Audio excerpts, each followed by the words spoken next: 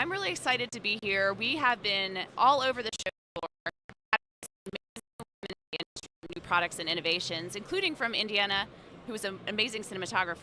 So thank you so much for joining us. Of course, I feel honestly honored to be a part of being even named in a part of this industry with women and Gals and Gear and powered by Chyron. This is great. This is awesome. I've seen some pretty cool stuff here at NAB Show, and the Gals and Gear have been out in action. This is a student-run production today, so we have students from the Walter Cronkite School of Journalism at Arizona State University, and they have been behind the scenes working really hard to make this happen. So let's give them a shout out. I know, honestly, round of applause to all of you. I met some incredible journalists yesterday from that program and was interviewed by one personally at the Black Magic booth, and it was a fantastic interview. So, and thank you for mentoring them through this process. You know, it's been really fun. These students are super bright. They applied to get into this program with Gals and Gear, and they've been learning a lot. I mean, they've taught me a lot too, though, and that's the beauty of working with younger people. You learn, their ideas are great, the creativity, everything. Well, the best part about being a student and being newer to the industry is the fact that you don't have the constraints that you when you get more experience and you're learning as you go, and then you work with people and you know what you like and what you don't like, you find yourself having to kind of go all the way around again. So instead of when you start out, you have no constraints. You're I'm going to do this, and I'm going to pull the blanket, the camera on the blanket down the hallway, and that's going to be my dolly move, or I'm just going to run and gun it. You find ways of getting the shot that you want because you're still inspired and you haven't figured out the industry standard yet. And I think that there is such a beauty in that creativity, and I find myself now longing to get back to that quite often because I'm bound by the technical. Yeah. So interesting. You're making me think back to my days at university. I went to George Washington University and I did a School of Media program, and we had to do our own editing projects and learn all aspects of production, which I feel like is so valuable, especially as a woman in the industry we both run our own businesses. Yes, we do. And we were just talking about how if that 40 hours turns into 120 hours because you just have to end up doing so many different things. So I think being well-rounded is important because it also helps you understand how to be a better collaborator, because you know what to ask of the other people and what to expect and what not to actually, not to have expectations that are out of the scope of their work. So yeah, no, I think that's so important. That's wonderful. So Indiana, I got to meet you yesterday when the students went over to the Black Magic booth. Yes. Tell me about what types of gear you're using. Sure. So in addition to being a cinematographer, where Black Magic's cameras are just fantastic, we also have a podcast, and we travel between film festivals, learning from filmmakers like the people that we're surrounded by right now, putting this together. And so we use their ATEM Studio switcher, and we have 5 of their cameras, and we actually live switch, and that goes into their entire workflow of DaVinci Resolve. So that opens up into a DRP with original source material that then we have pre-made cuts that then our editor or us can go in and just drag those cuts around and export. So it really streamlines that process. And we were talking with the CEO, Grant, yesterday at Black Magic, and we found that we just really love how inherently their core values as a company are to build a community and to educate across the pipeline. And so that just goes hand in hand with the equipment that we're using. So great. And so I did hear you say process. Yes. Got a little bit of a Canadian there. It comes out in the strangest places, I swear, and process is definitely one of them. So you're from Toronto and you have traveled extensively. I'm a big traveler, love to travel. So tell me about how that's inspired your work. So the best part about being a filmmaker is telling stories. We're all storytellers. But the only way to tell stories is to have life experience. If you focus heavy on career, it's really hard to go outside the bounds of when you get a script or when you write a script, understanding how to live within that world of character building.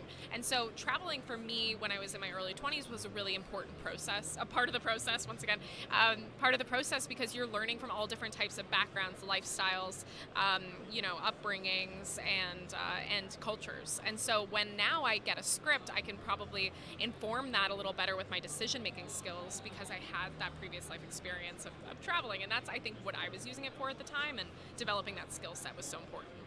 So great. And you have cinematography for actors. You're seeing all these trends in production.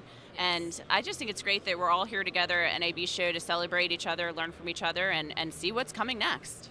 I agree. I mean, I've been coming 8 years now, and the best part about NAB is, and it always is, it's the community. And it's what the community is learning, and it's the vendors that you see again, or the people that fly in, and, because the budgets are larger here, and you can come and see what they're debuting and have context as to why that's practical for the workflow that you have or the projects that you have coming up. And so, yeah, it's an absolutely incredible time, and I encourage everyone, including actors, to actually come here because it's hands-on application to gear that you never normally get. Well, and now so many of us are doing a little bit of everything. We talked a little bit off camera about building a personal brand and getting different skill sets. Why do you think that's important? Well, the way that we market ourselves in film, like we could have gone into finance, we could have gone into like big business or being lawyers, and we're not doing that. We're in film. And the reason we do that is because we have stories to tell, or we want to tell people's stories and help and aid in that as an art form. And so the more well-rounded our skill set is, and the more we can promote ourselves and our own brand and identity, the more we'll connect with people that are genuinely interested in who we are as individuals. And so that self-marketing and self-promoting is just a core. It's a hard job, but it's a core part of the process. I'm overusing process today. Now I think that it's been pointed out, my Canadianisms, it's here to stay. I love it. I love it. That's where we come from. It tells a lot about our own story, and it gives us our background. I agree with that. That's for sure. And I'm a very proud Canadian. Well, we're going to wrap up this interview and head on to the next one, but thank you for participating and being such a strong female in the industry. Thank you so much for having me, and I look forward to continuing this partnership. Thanks so much. Bye, everyone.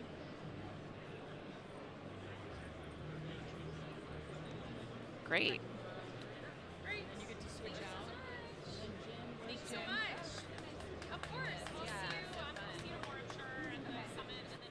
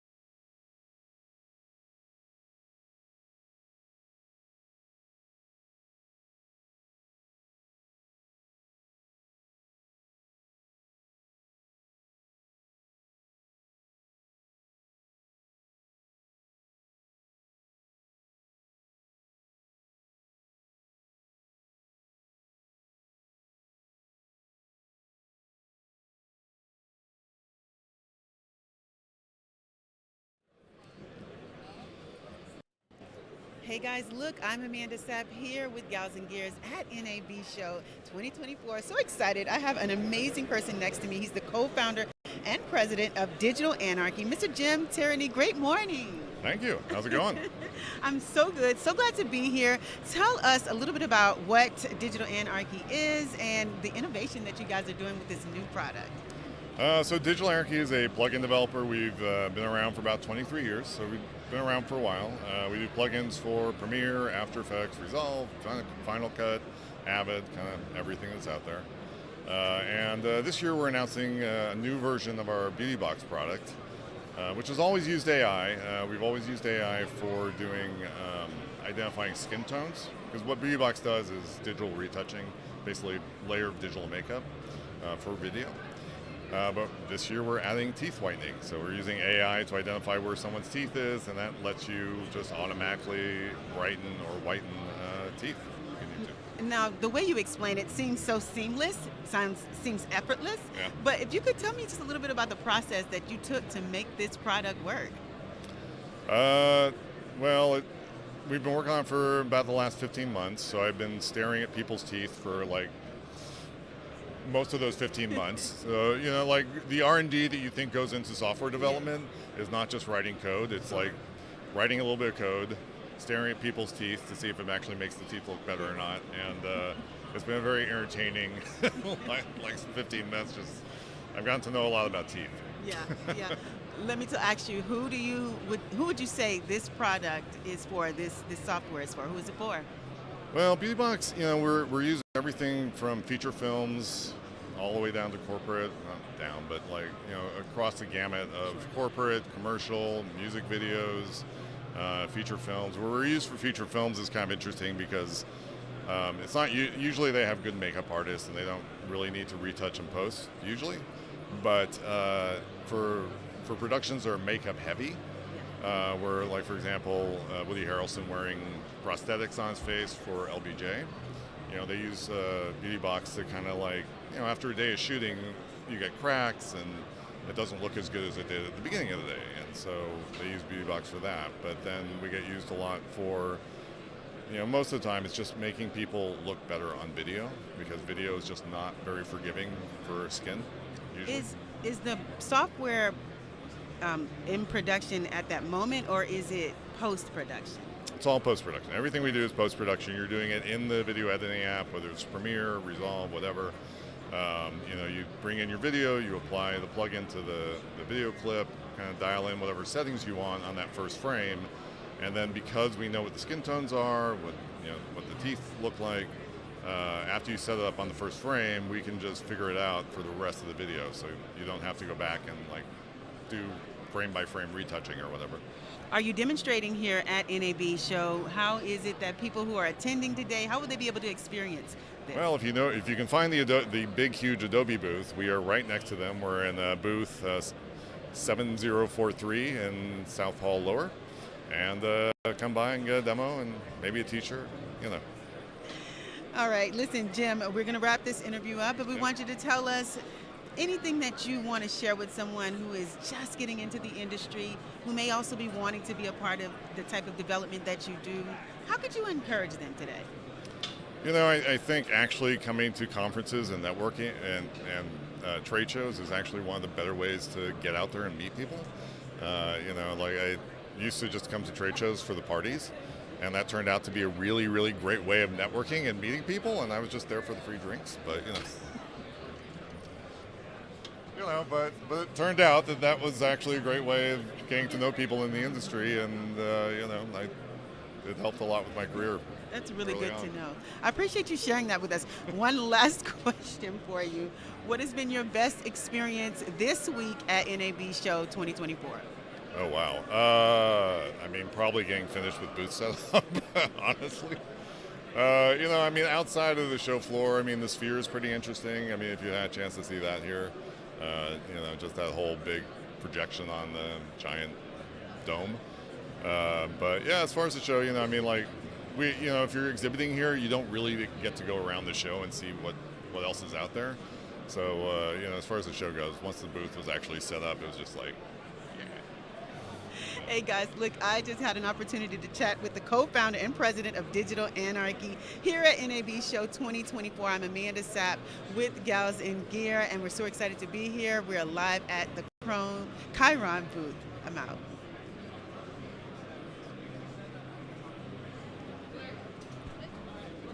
Cool, thank you. So much. I appreciate you. So you have this magic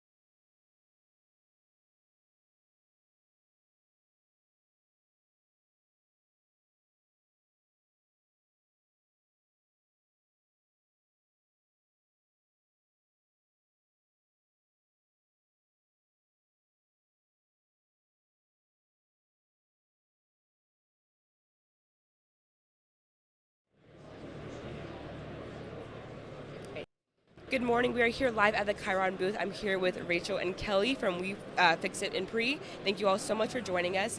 I can speak from instance. I know I definitely think, okay, I'm editing, I'm filming, I'll fix it after the fact. But your whole thing is fixing it in the moment before any issues start. Can you just tell me a little bit about that and how you guys came with this concept? You want to take it Yeah, first? I'll take it first. So 2 years ago exactly, I came up to Rachel at the content creator part of her post-production world, and I said, hey, I have an idea. And I whispered, we fix it in pre in her ear. And now 2 years later, we're actually making it a reality, which is awesome. Well, and there's a lot of post tools out there, yes, right? They're there for us. But why not get it right and only use those post tools when we need them, right? Get it right to begin with, and then you can use them to take it even further. Makes complete sense. Just get it done instantly, and then you don't have to worry about it. Yeah, why waste all that time and money is the big thing. Absolutely. And if you were able to what's your ideal way of going about filming a broadcast, filming videos, filming your own podcast, so you don't have to worry about any issues in post? What would you do to set yourself up for success? Ooh, I think it's a lot of planning, right? And it's really taking the time to break down your entire production and figure out what makes that production unique and the unique planning tools that you need for it. Yeah, there's a difference between every type of production and the type of pre-production you need to do for it. So it's just finding what works for the type of content you're creating and your particular deadlines and needs. So with your podcast, can you just tell me what your podcast is about, what you all do, just any details you want to share about it? Yeah, go ahead. So our podcast is all about speaking to everyone in the industry. So it's from post people to producers, from movies, shows, documentaries, ourselves, corporate video, independent film. I mean, anybody and everybody, and asking them what works for them in pre-production, how they could have done it better in the past, how they wish they had done it then, and now how they're doing it now, and what their favorite tools are. Yeah, so their favorite producing tool, so that all of us can start having a resource to plan productions right. Makes total sense. What are your favorite tools for production and editing? I know what yours are. Color coding. Right. Color coding, but digitally. She likes to do it analog, like literally having pages to flip and color coding labels, and it's amazing. Yeah. I like doing color coding and a lot of note taking in digital form. That's my thing. Yeah, for sure. And we're here, and the whole spiel of it all is getting more women in our positions in production, in front of the camera, behind the camera, and all aspects of journalism. What are you guys hoping is going to change in the next couple of years in order to get more women in our positions? I think it's just for us to learn and get good at what we do. You know what I mean? It's just giving opportunities to each other and embracing each other and teaching each other what we know and helping each other out. Yeah, just supporting what each other does and talking, bringing more women on as guests. And a lot of times you'll find yourself in shows not like this, but other shows or something like that, where a lot of the guests are not a lot of women. And so we think we're going to do a good share of bringing women onto the program. That's awesome. I want to jump back to your podcast. What has been your most favorite part of it in the past 2 years that you all have created? Maybe a podcast episode, certain guest, whatever it is. So actually, we just released our first episode this weekend. Yeah. So yesterday, our first episode went up on Spotify. If you search for We Fix It in Pre on Spotify or go to wefixitinpre.com, you'll be able to find all our episodes. It took us a while to get there, a lot of hiccups along the way, but now we worked it out. Yeah, and I think my favorite episode is this first one. Yeah, it's with Brian Stillman, and he does a lot of interviews on the docu-series side on like different networks and things, and he teaches a lot of just how important the pre-interview is itself. So and that's how our to first do that. episode, is the importance of the pre-interview during the interview process for documentaries. If you had any tips for someone who is getting fresh into this business, what tips would you give them with pre-production and with pre-interviewing and just formulating a plan before you get started with everything? I do think volunteering for things like this, getting hands-on experience is one of the best things that you can do, and just absorb and learn from the talented people that are already around you and have worked hard to where they are. And taking advantage of resources, not only like We Fix It and Pre, which is great, but other resources from filmmaker friends, filmmaker colleagues. Ask them where they learned, how they learned to do things. So just surrounding yourself with knowledge, basically. Do you have any hopeful future guests? Are you hoping to grab some people from this conference today and get them on the podcast soon? We do We have some in the works, but I can't tell you yet. Very It's a secret, surprise. very secret. Hey, understandable. I completely understand. Well, thank you all so much for being here. Thank you so much Yeah. for your time. I can't wait to listen to the episode, and thank you. Thank you so Yeah. much. Thanks.